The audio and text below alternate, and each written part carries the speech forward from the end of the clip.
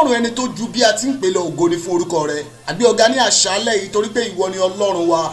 gbogbo etí tó ń gbọ́ mi ní alẹ́ yìí ni mo gbàdúrà fún wípé nínú gbogbo ilé tí ẹ ti ń gbọ́ mi ní alẹ́ yìí ẹ ò ní mọ ìnira lórúkọ olúwa. ọ̀nà ire gbogbo tó dín níwájú yín yóò bẹ̀rẹ̀ sí ní là lórúkọ jésù.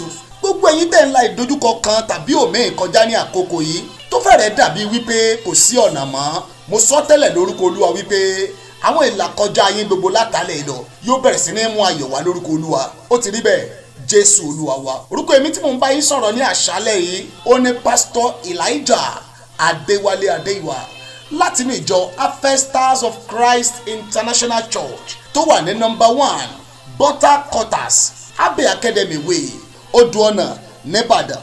àkórí ọ̀rọ̀ ọlọ́run tí a fi rán mi sí yín ní àṣálẹ́ yìí ó ní mo pe àkórí ẹ̀ ní nígbà tí olúwa bá dìde. nígbà tí olúwa bá dìde. gbogbo ẹ̀yin ọmọ ọlọ́run tí ẹ̀ ń gbọ́ mi ní àṣálẹ́ yìí mo fẹ́ jẹ́ kémi àti yín jọ yẹ ọ̀rọ̀ ọlọ́run wò. mo sì gbọ́ ọlọ́run gbọ́ pé lẹ́yìn ọ̀rọ̀ yìí ìpín àti ayé yín kò ní wà bákan náà mọ́. ẹ jájọ lọ nínú ọ̀rọ̀ ọlọ́run nínú Psalm 132 verse 8. Psalm 132 verse 8. bíbélì wípé olúwa dìde sí ibi ìsinmi rẹ ìwọ àti àpótí agbára rẹ. màmá àti bàbá tó ń gbọ́ mi ní alẹ́ yìí mo fẹ́ jẹ́ kẹ́ ẹ mọ̀ dájúdájú wípé ohun kan wà tí ẹ̀dá lè ṣe nígbà tí gbogbo nǹkan kò bá ṣiṣẹ́ mọ́.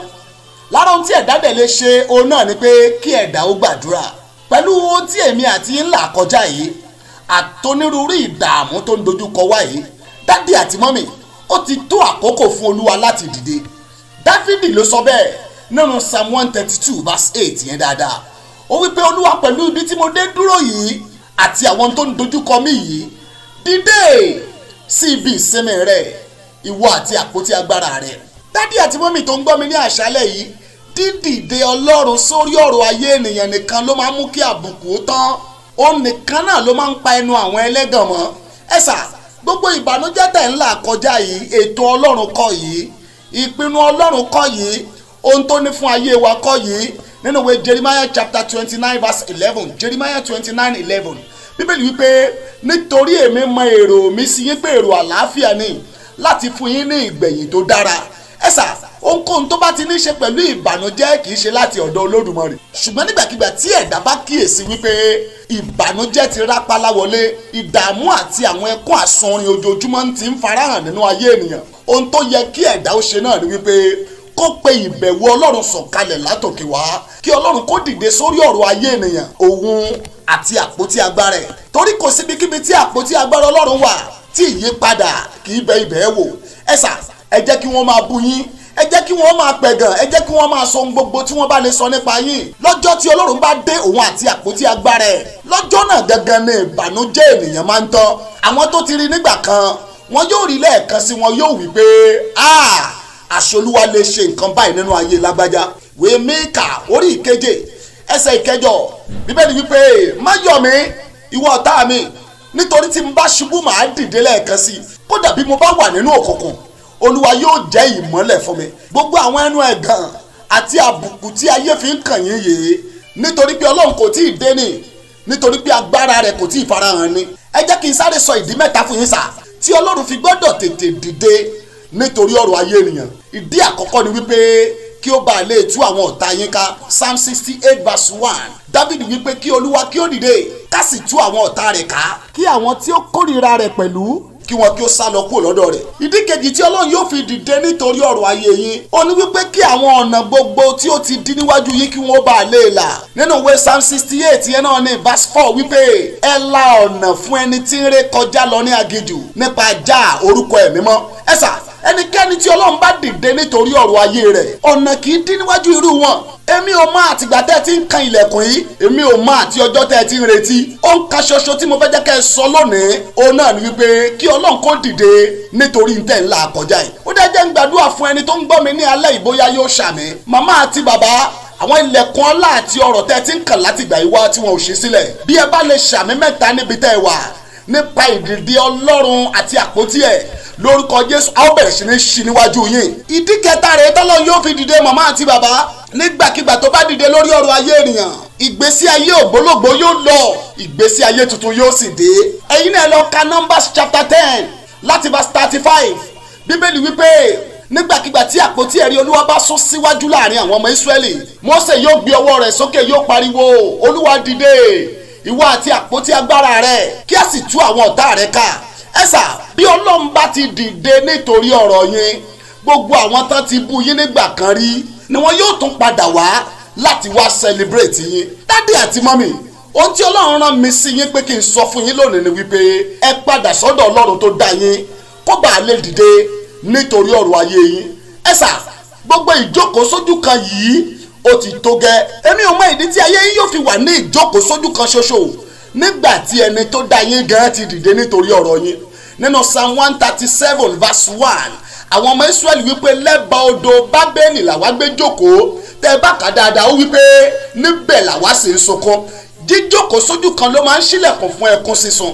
ìdí nìyẹn tí mo fi ń sọ fún yín wípé èmi àti nílò ká pe ọlọ́run kó dìde nítorí ọ̀rọ̀ ayé wa. ẹ̀sà ẹjọ́ ẹ jẹ́ kí n gbàdúrà fún yín ní ìgóríta tí mo dé yìí. gbogbo ẹni tó ń láǹfààní tó ń gbọ́ mi ní alẹ́ yìí, ní ìgóríta tẹ́ ẹ dé tẹ́ ẹ ti lè lọ mọ́, lórúkọ Jésù ọlọ́run yóò dìde fún yín níbẹ̀. gbogbo ẹ̀yin tẹ́ ń gbé ayé bí aláìléèyàn, gbogbo ẹ̀yin tẹ́ ń ṣe àdágbé àti àdásọ̀, tẹ́ ẹ nawọ́ síwájú tí ò sí ẹnìkankan láti ràn yín lọ́wọ́, nítorí agbára ọlọ́run ní orí ayé mi ní alẹ́ yìí, ó ní mo fi ń gbàdúrà wípé ìdìde ọlọ́run tó máa mú kí omijé yín ó tán, lórúkọ Jésù yóò bẹ̀ ayé yín wò látàlẹ́ yìí lọ. yípadà yóò sì wà lórúkọ Olúwa. ẹ má gbàgbé àkórí ọ̀rọ̀ mi, nígbà tí Olúwa bá dìde. dádì àti mọ́mì, Olúwa rán mi sí yín ní alẹ́ yìí pé kẹ́ ẹ gbàdúrà mẹ́ta ìkẹ́ ẹ tó sùn. mo dẹ̀ gba Ọlọ́run gbọ́ wípé níbikíbi tẹ́ ti ń gbọ́ mi, tẹ́ ẹ bá lè gbàdúrà náà, ìyípadà rere yóò dé. gbólóhùn àkọ́kọ́ tẹ́ ń sọ fún Ọlọ́run ní alẹ́ yìí kó tó di pé ẹ sùn rèé: bàbá, agbára wo ló mú mi lẹ̀ tí ò jẹ́ kí ayé mi ó dìde? já kúrò ní ara mi pẹ̀lú iná. ẹgbẹ́ gbólóhùn ẹlẹ́ẹ̀kejì tẹ́ ó tún gbà ládùúrà ní òní kó tó di pé ẹ sùn. ẹ pe orúkọ Jésù ní ìgbà mẹ́ta.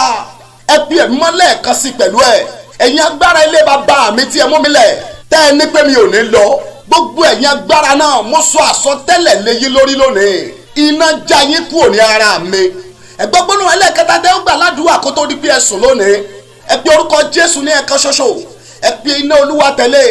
Olúwa Ọlọ́run, nítorí ìdìde rẹ̀, má gbà kí ayé mi kó wà nílẹ̀ mọ́, má gbà kí iṣẹ́ mi kí ó wà nílẹ̀ mọ́, má gbà kí ìgbéyàwó mi kí ó wà nílẹ̀ mọ́. màmá ẹ gbàdúrà yẹn, ẹ dẹ̀ rí ìyípadà rere lórí ọ̀rọ̀ ayé yín. mo fi àkókò yìí pè yín sínú ìjọ Harvest Stars of Christ International Church tó wà ní Butter Quarters #1 Butter Quarters, Ayégoro Abbey Academy Way, Odò Ọ̀nà nìbàdàn. ẹnìkan ní pásítọ̀ ẹjọ́ ẹjúwe church yẹn fún wa. níbi gbogbo tẹ́ ẹ bá ti ń bọ̀, tẹ́ ẹ bá ti dé New Garage nìbàdàn, ẹ sọ fún àwọn ọlọ́kadà tàbí márúwá wípé Butter Quarters lẹ́ ń lọ, tó wà ní Ayégoro Junction ní Abbey Academy Way.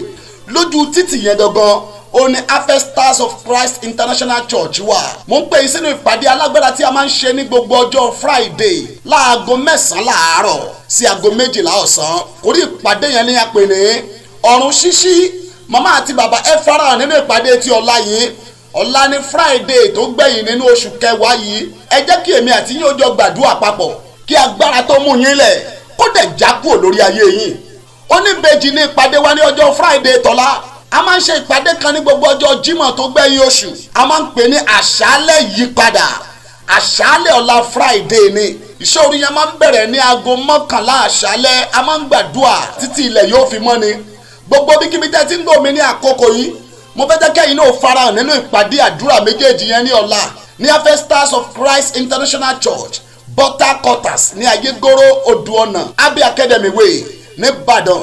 bóyá ẹ fẹ́ pè mí fún ẹ̀bẹ̀ àdúrà lẹ́yìn ọ̀rọ̀ yìí, ẹ fẹ́ jẹ́ kí n sọ̀rọ̀ agbára Ọlọ́run sí ayé yín, ẹ ń fẹ́ yípadà ní kíákíá, ẹ̀rọ ìbánisọ̀rọ̀ yìí ni kẹ́ ẹ máa pè mí sí, máa gbàdúrà fún yín. mo dẹ̀ mọ̀ pé Ọlọ́run yóò sì dìde lórí ntẹ̀ ńlá àkọjá yìí. ẹ pè mí sórí ẹ̀rọ ìbánisọ̀rọ̀ yìí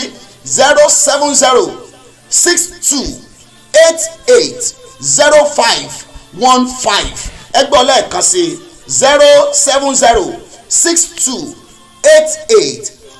07062880515 tàbí kí ẹ máa pè mí sórí ẹ̀rọ ìbánisọ̀rọ̀ ẹlẹ́ẹ̀kejì yìí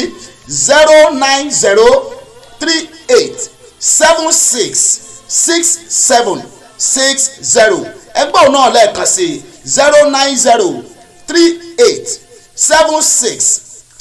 09038766760. ẹ pè mí ẹ jẹ́ kí n gbàdúrà fún yín kí gbogbo ẹni tó ti rò pé ẹ̀ ní jù báyìí lọ kí wọ́n tún lè rí ìwà láàyè Ọlọ́run ní ayé yín lẹ́ẹ̀kan sí. ẹ má gbàgbé orúkọ èmi tí mo ti ń bá yín sọ̀rọ̀ ní Pastor Elijah Adéwálé Adéìwà láti ní ìjọ Harvesters of Christ International Church tó wà ní number 1 Porter Quarters Abbey Academy Way Ayégoro Junction nìbàdàn. ẹ jẹ́ kẹ́mi àti yóò jọ pàdé ní ọ̀la ọjọ́ Friday àti lọ́jọ́ Sunday nínú ìsìn ìgbára Olúwa. ayé yín kò sì ní wà bákan náà mọ́ lórúkọ Jésù Olúwa. You are blessed.